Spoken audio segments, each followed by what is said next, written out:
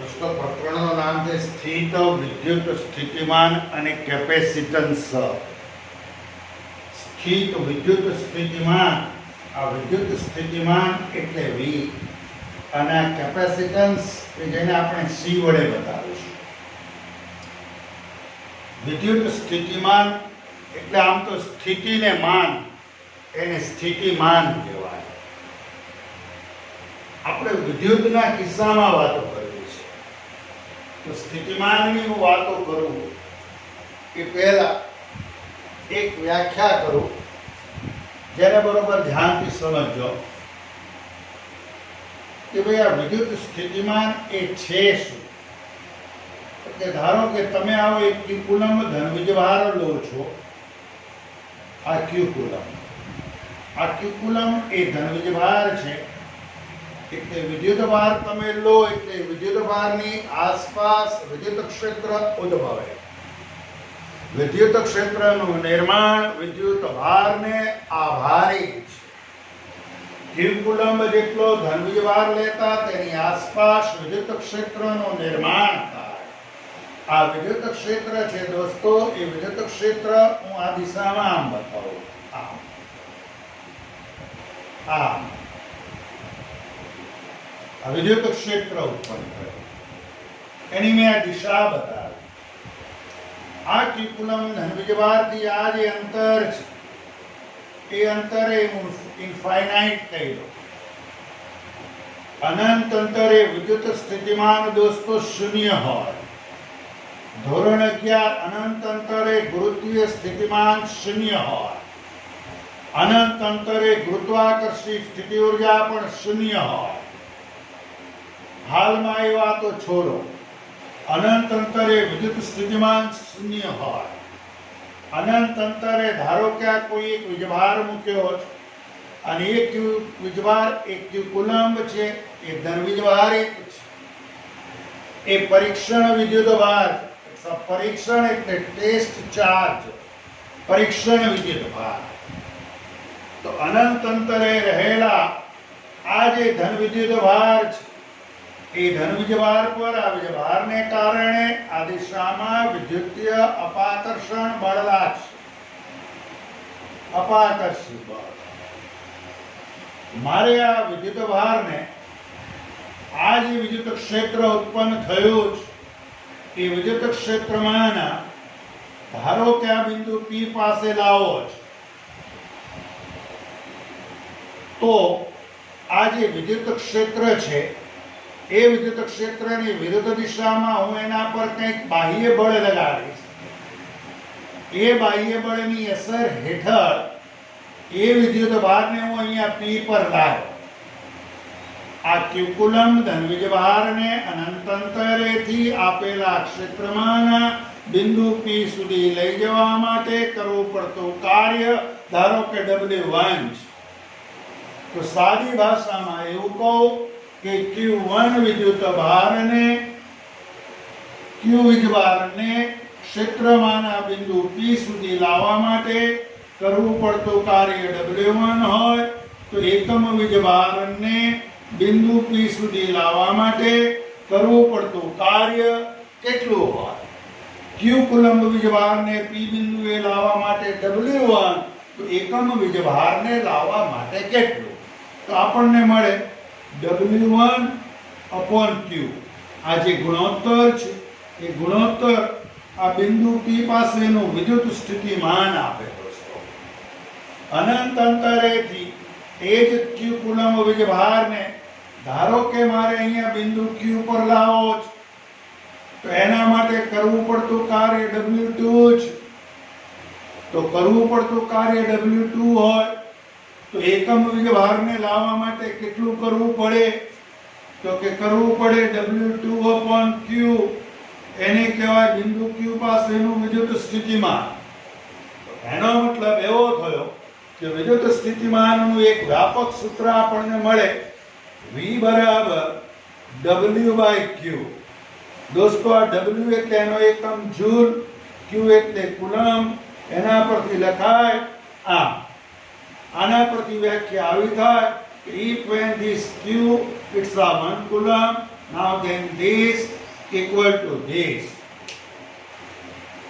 અનંત અંતરેથી ફરી એકવાર અનંત અંતરેથી એકમ ધન વિદ્યુત ભારને આપેલા ક્ષેત્રમાંના કોઈ એક બિંદુ સુધી લાવતા ક્ષેત્રની વિરુદ્ધ કરવું પડતું કાર્ય એટલે તે બિંદુ પાસેનું વિદ્યુત સ્થિતિમાન. દોસ્તો એના પર આ વીજભારને કારણે જે વિદ્યુતીય બળ અપાકર્ષણ આમ લાગે છે, વિદ્યુત ક્ષેત્ર પણ આ દિશામાં છે. ધન વીજભાર પર ક્ષેત્રની દિશામાં બળ લાગે, એ બળની વિરુદ્ધ દિશામાં, ક્ષેત્રની વિરુદ્ધ દિશામાં તમે એને બાવડું ઝાલી, એનો કોલર પકડી, એને ખેંચી અને અહીંયા સુધી લાયા. એ મફતમાં નથી લાયા. એના માટે તમે કંઈક બાહ્ય બળ લગાડ્યું. એ બાહ્ય બળની અસર હેઠળ એ વિદ્યુતભાર ક્ષેત્રમાંના બિંદુ P સુધી એ આવ્યો, એને લઈ જવામાં આવ્યો, પહોંચાડવામાં આવ્યો. આ માટે એના પર જે કંઈ કાર્ય કરવું પડ્યું એ કાર્ય એને જ કહેવાય વિદ્યુત સ્થિતિમાન. દોસ્તો હું તો એવું કહીશ કે અનંત અંતરેથી આપેલા ક્ષેત્રમાંના આ બિંદુ P પર લાવવા માટે તમે જે કંઈ કાર્ય કરો છો એ કાર્ય ધારો કે 5 જૂલ હોય તો એ 5 જૂલ ઉર્જા એના ખિસ્સામાં સ્થિતિ ઉર્જાના સ્વરૂપમાં સંગ્રહ પામે. એટલે આમ પણ કહેવાય કે આ જે કાર્ય છે એ જ એની સ્થિતિ ઉર્જા પણ કહેવાય. અનંત અંતરેથી એકમ ધન વીજભારને આપેલા ક્ષેત્રમાંના કોઈ એક બિંદુ સુધી લાવતા ક્ષેત્રની વિરુદ્ધ કરવું પડતું કાર્ય એટલે જ તે બિંદુ પાસેનું વિદ્યુત સ્થિતિમાન. અને એ સ્થિતિમાન એ જ એની વિદ્યુત સ્થિતિ ઉર્જા પણ કહેવાય. તમે જે કંઈ કાર્ય કરશો દોસ્તો એ કાર્ય આ બિંદુ પાસે એ વિદ્યુત ભારમાં વિદ્યુતીય સ્થિતિ ઉર્જાના સ્વરૂપમાં સંગ્રહ પામે. વિદ્યુત સ્થિતિમાનની આ વ્યાખ્યા છે. ઇન શોર્ટ, આ વિદ્યુત ક્ષેત્રની વિરુદ્ધ તમે એને આમ લઈ જાઓ છો, એટલે કે તમે એના પર જે બળ લગાડો છો એ આમ લગાડો છો, એને F એક્સટર્નલ કહેવાય. અને એ બાહ્ય બળ ની અસર હેઠળ એને સ્થાનાંતર પણ કર્યું. આ બાહ્ય બળ ગુણ્યા કરેલું સ્થાનાંતર એટલે તમને કાર્ય મળ્યું. અને એ કરેલા કાર્ય જેટલી ઉર્જા એ વિદ્યુત ભારમાં સ્થિતિ ઉર્જાના સ્વરૂપમાં એ સંગ્રહ પામે. એ કરેલું કાર્ય એટલે જ વિદ્યુત સ્થિતિમાન, એને જ કહેવાય વિદ્યુત સ્થિતિ ઉર્જા. યાને કે સૌથી પહેલા આ એક સૂત્ર આવ્યું, અનંત અંતરેથી એકમ ધન વીજભાર. ફરી એકવાર, અનંત અંતરેથી એકમ ધન વીજભારને આપેલા વિદ્યુત ક્ષેત્રમાંના કોઈ એક બિંદુ સુધી લાવતા ક્ષેત્રની વિરુદ્ધ કરવા પડતા કાર્યને તે બિંદુ પાસેનું વિદ્યુત સ્થિતિમાન કહે છે. આ વિદ્યુત સ્થિતિમાન એટલે કરવું પડતું કાર્ય દોસ્તો. અને એ જ કાર્ય એમાં વિદ્યુતીય સ્થિતિ ઉર્જાના સ્વરૂપમાં સંગ્રહ પામે. આ કન્સેપ્ટને સાથે રાખી અને મારે થિયરી તમારા સુધી પહોંચાડવાનો એક પ્રયાસ કરવો છે કે વિદ્યુત સ્થિતિ ઉર્જા સમજાવો. થોડી ઘણી વાતો કરી હોય તો આમાંય થઈ શકે દોસ્તો. આના માટે સ્થાનાંતર આમ, બળ પણ આમ, એટલે ખૂણો બળ અને સ્થાનાંતર વચ્ચેનો શૂન્ય થાય. છોડો હમણાં, મૂળ વાત કરો. અનંત અંતરે વિદ્યુત સ્થિતિમાન શૂન્ય હોય દોસ્તો. અનંત અંતરે ગુરુત્વીય સ્થિતિમાન શૂન્ય હોય. અનંત અંતરે વિદ્યુત સ્થિતિ ઉર્જા પણ યાદચ્છિક રીતે આપણે શૂન્ય લઈ લઈએ છીએ. ગણતરીઓ સરળ પડે એ હેતુ. હવે ધારો કે બરોબર ધ્યાનથી સમજો કે મારી પાસે એક આવો વિદ્યુતભાર છે. પ્રશ્નનું ટાઇટલ આવું છે,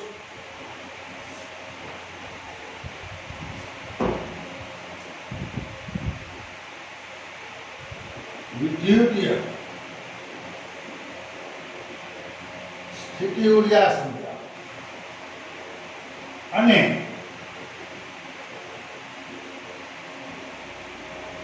ગતિ ઉર્જા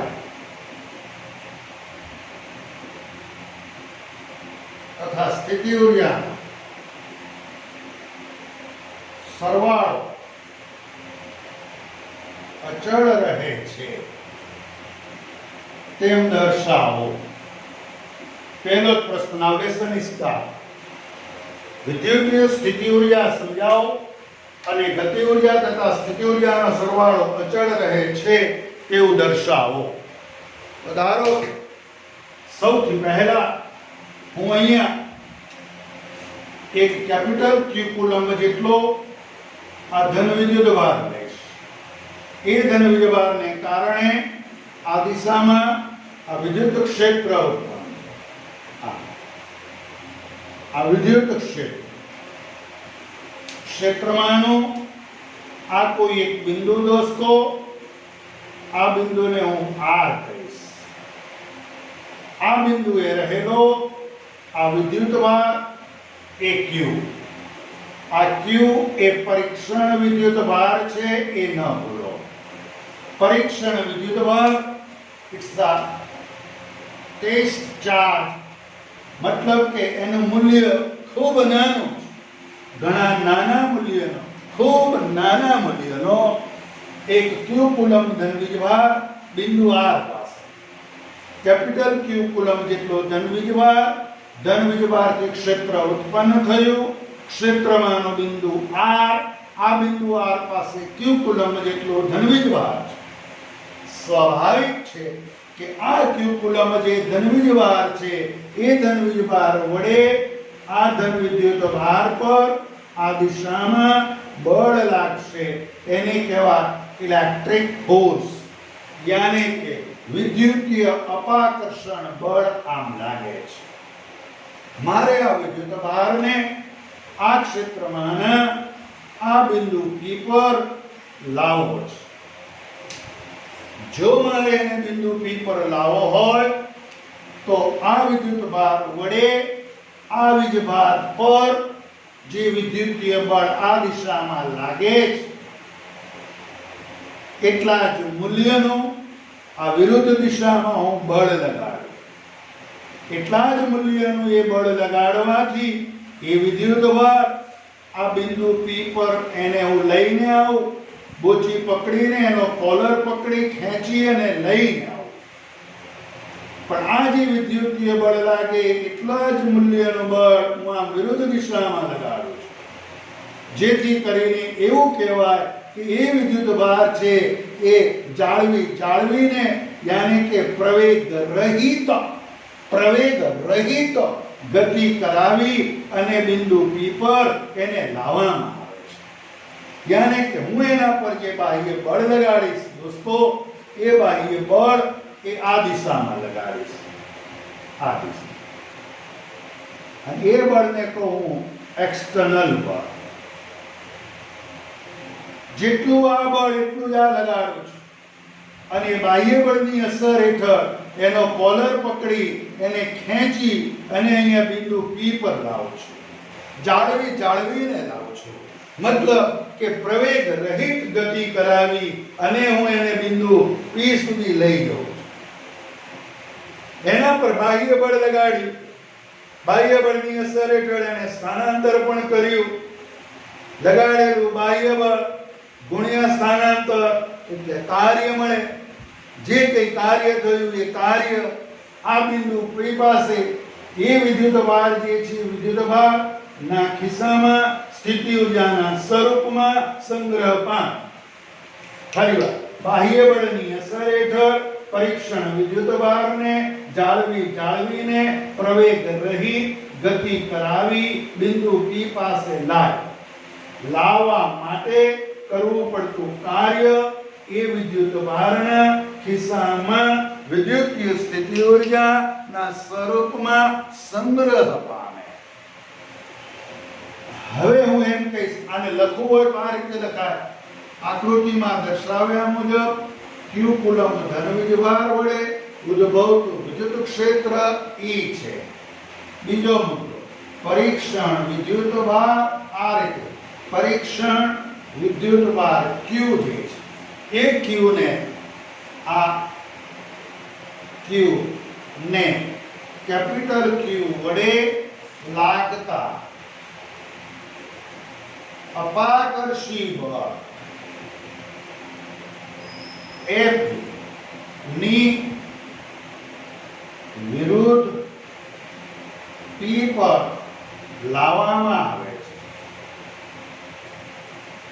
પરીક્ષણ વિદ્યુતભાર Q પર Q વડે લાગતા વિદ્યુતીય અપાકર્ષણ બળની વિરુદ્ધ દિશામાં P પર લાવવામાં આવે છે. બે મુદ્દા બોલ્યો દોસ્તો.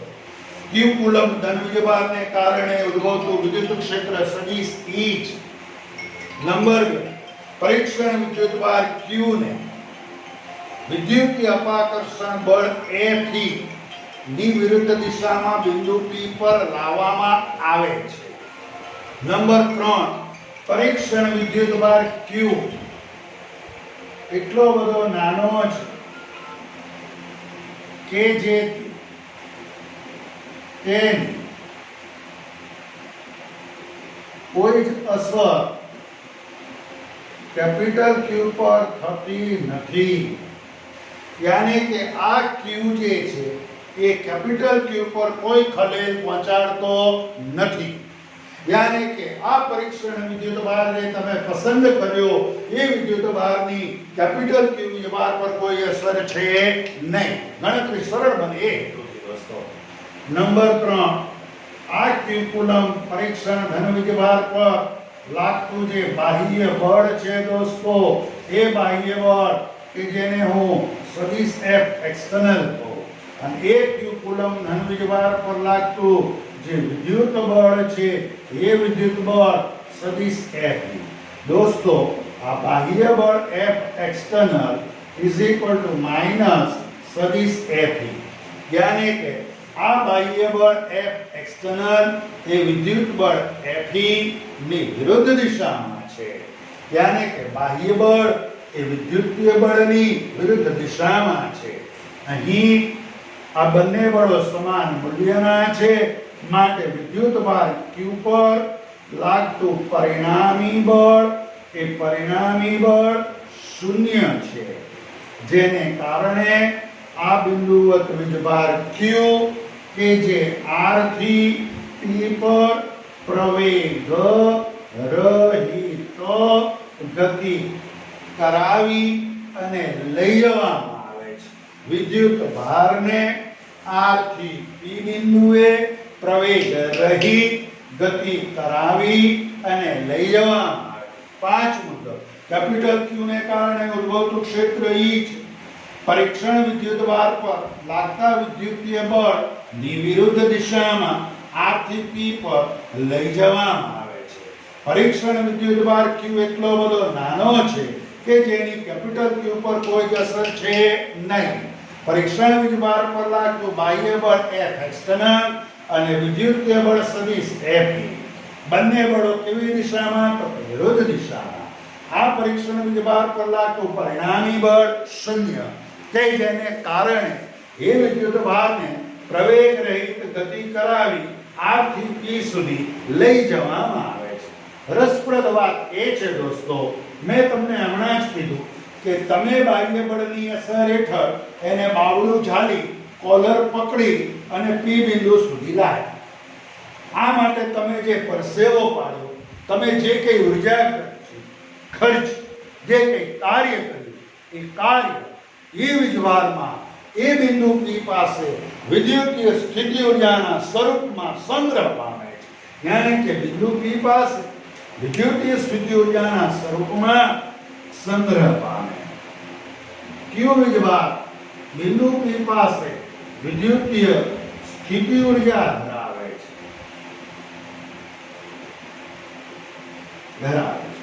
હવે બિંદુ P પાસે થી જોજો, બિંદુ P પાસે F એક્સટર્નલ પરત લેવામાં આવે. યાની કે એ વીજભારને તમે અહીંયા બિંદુ P પર લાયા, ત્યાંથી એને આ બિંદુ P પાસે તમે લાયા પછી એને આમ છોડો. જેવો તમે અહીંથી એને આમ છોડશો એટલે તરત જ આ ધન વડે તેના ઉપર વિદ્યુતીય અપાકર્ષણ બળ લાગવાનું. એટલે એ વિદ્યુતભાર પાછો ગતિ કરતો એ અહીંયા આર પર જાય, એટલે તમારા દ્વારા એને બક્ષવામાં આવેલી જે કંઈ ઉર્જા હતી, તમારા દ્વારા એને પીરસવામાં આવેલી જે કંઈ ઉર્જા હતી, કે જે ઉર્જા એની પાસે વિદ્યુતીય સ્થિતિ ઉર્જાના સ્વરૂપમાં સંગ્રહિત હતી, એ જ વિદ્યુતીય સ્થિતિ ઉર્જાનું પાછું ગતિ ઉર્જામાં રૂપાંતર થયું એમ કહેવાય. યાની કે વિદ્યુત ઉર્જા અને સ્થિતિ ઉર્જાનો સરવાળો એ અચળ જળવાઈ રહે છે.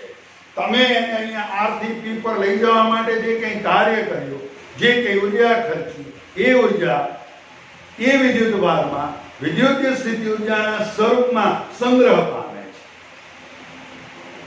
હવે તમે જે અહીંયાથી બાહ્ય બળ આમ પરત લો એટલે પેલો ધન વીજભાર એના પર બળ તો લગાડે, એટલે વળી પાછો એવો ત્યાંથી દોડતો આમ જાય.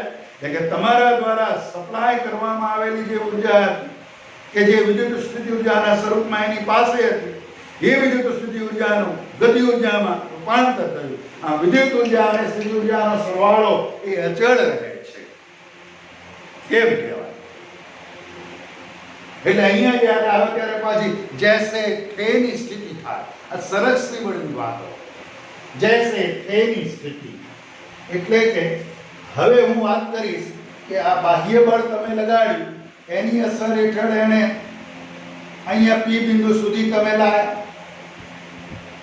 ધારો કે આખો જે ગતિમાર્ગ છે એ ગતિમાર્ગને આવા અનેક સૂક્ષ્મ ખંડોમાં વિભાગો. આવો એક જ ખંડ હું બતાવું અને એક જ ખંડ માટેનું સૂક્ષ્મ સ્થાનાંતર dr લઈ લઉં અને એક ખંડ માટે લાગતું બાહ્ય બળ કેટલું, તો કે F external. ખંડો અતિ સૂક્ષ્મ હોય, દરેક ખંડ માટે બળ F લગભગ અચળ લઈ શકાય. એક જ સૂક્ષ્મ ખંડ માટેનું આ સૂક્ષ્મ કાર્ય મને મળે સદિશ F external into સૂક્ષ્મ સ્થાનાંતર ડેલ્ટા r. હવે દોસ્તો અહીંયા આમ બી લખાય F external to dr cos theta. cos theta જોજો તો બાહ્ય બળ એ આ p તરફ છે, સ્થાનાંતર p તરફ છે. ફરીવાર બાહ્ય બળ F external એ બાહ્ય બળ અને સ્થાનાંતર dr એક જ દિશામાં. that's why theta is become a 0, cos 0 it's a 1, cos 0 it's a 1. and our answer is this F external into dr. હવે આપણે આને ડાયરેક્ટ આમ જ લખીશું દોસ્તો, ડાયરેક્ટ જ લખીશું કે કુલ કાર્ય W is equal to integration F external into vector dr. Theta 0 થવાનો છે, ચિંતા ના કરશો. લિમિટ આપો, r થી ક્યાં લાયા p પર, એટલે કાર્ય મળ્યું. કાર્યનું આ સૂત્ર આવ્યું r થી p માટે. પણ તમે આ વિદ્યુત બળને ધ્યાનમાં લઈને કાર્ય શોધો તો તમારા વિદ્યુત બળની દિશા જ આમ સ્થાનાંતર r થી p તરફ છે. એટલે કે બળ અને સ્થાનાંતર વિરુદ્ધ દિશામાં. ફરીવાર વિદ્યુતીય બળ આમ, સ્થાનાંતર આમ, એટલે કે બળ અને સ્થાનાંતર આમ થયું. આ વિદ્યુતીય બળ આમ છે, સ્થાનાંતર આ દિશામાં છે. તો આ એંગલ છે ખૂણો બળ અને સ્થાનાંતર વચ્ચે 180. તો F E into dr cos 180 cos pi minus 1 એટલે કાર્ય ઋણ લખવું પડે. યાને કે W R P. હવે જો r થી p તમે લાવો અને એમાં વિદ્યુતીય બળને ધ્યાનમાં લો તો વિદ્યુતીય બળ એક્સટર્નલ ના બદલે વિદ્યુતીય બળ કયું ચિહ્ન મૂકવું પડે? ઋણ. કેમ મૂકવું પડે મેં તમને બતાવ્યું. વિદ્યુતીય બળની વિરુદ્ધ દિશામાં સ્થાનાંતર એટલે ઋણ કહેવાય. યાને કે એવું કહેવાય કે બાહ્ય બળ વડે થતું કાર્ય, ફરીવાર બાહ્ય બળ વડે થતું કાર્ય એ વિદ્યુતીય બળ વડે થતા કાર્યના ઋણ મૂલ્ય બરાબર હોય. બાહ્ય બળ વડે થતું કાર્ય વિદ્યુતીય બળ વડે તથા કાર્યના ઋણ મૂલ્ય બરાબર હોય. દોસ્તો ફરી એકવાર કહું, કેપિટલ Q કુલમ ઘન વીજભાર થી ઉદ્ભવતું ક્ષેત્ર પરીક્ષણ વિદ્યુત ભાર Q ને વિદ્યુતીય બળની વિરુદ્ધ દિશામાં, અપાકર્ષણ બળની વિરુદ્ધ દિશામાં R થી P પર લઈ જઈશું. વિદ્યુત ભાર પરીક્ષણ Q એટલો નાનો કે જેથી કરીને તેની કોઈ જ અસર કેપિટલ Q વીજભાર પર નથી. Q વીજભાર પર લાગતું બાહ્ય બળ સદિશ F external અને વિદ્યુતીય બળ સદિશ F. but this equal to minus this, यानी કે બંને બળો પરસ્પર વિરુદ્ધ દિશાના છે. Q વીજભાર પર પરીક્ષણ વીજભાર પર લાગતું પરિણામી બળ શૂન્ય છે. અર્થાત આ વિદ્યુતીય બળ જેટલા જ મૂલ્યનું બાહ્ય બળ લગાડી R થી P પર લઈ જવામાં આવે છે. જાળવીને यानी કે પ્રવેગ રહિત ગતિ કરાવી એને P પર લઈ જવામાં આવે છે. આ દરમિયાન થતું કાર્ય બિંદુ P પાસે તે વિદ્યુત ભારમાં વિદ્યુત સ્થિતિ ઊર્જાના સ્વરૂપમાં સંગ્રહ પામે છે. આમ થતું કાર્ય મને મળે. હવે બિંદુ P પાસેથી બાહ્ય બળ જે છે, બાહ્ય બળ જો આ રીતે આમ પરત લેવામાં આવે, બાહ્ય બળ પરત લો એટલે વિદ્યુત ભાર પાછો R તરફ જશે, આને કારણે બળ લાગશે. તમારા દ્વારા બક્ષવામાં આવેલી વિદ્યુત સ્થિતિ ઊર્જાનું ગતિ ઊર્જામાં રૂપાંતર થયું. ગતિ ઊર્જા અને સ્થિતિ ઊર્જાનો સરવાળો અચળ જળવાઈ રહે છે. ધોરણ 11 કુલ કાર્ય જોઈતું હોય તો સંકલન vector F external into vector dr. કાર્ય ધન મળશે જો તમે બાહ્ય બળને ધ્યાનમાં લઈને ગણતરી કરો તો, પણ જો આ બળને ધ્યાનમાં લઈને કરો તો તમારું કાર્ય it can be a negative. In short, કે બાહ્ય બળ વડે થતું કાર્ય એ વિદ્યુતીય બળ વડે થતા કાર્યના ઋણ મૂલ્ય બરાબર હોય છે. દોસ્તો આમાં પણ હજી ઘણી બધી રસપ્રદ વાતો થાય છે. રસપ્રદ ન હોય તો આપણે રસપ્રદ કરવી જ કરીશું. નેક્સ્ટ શ્લોક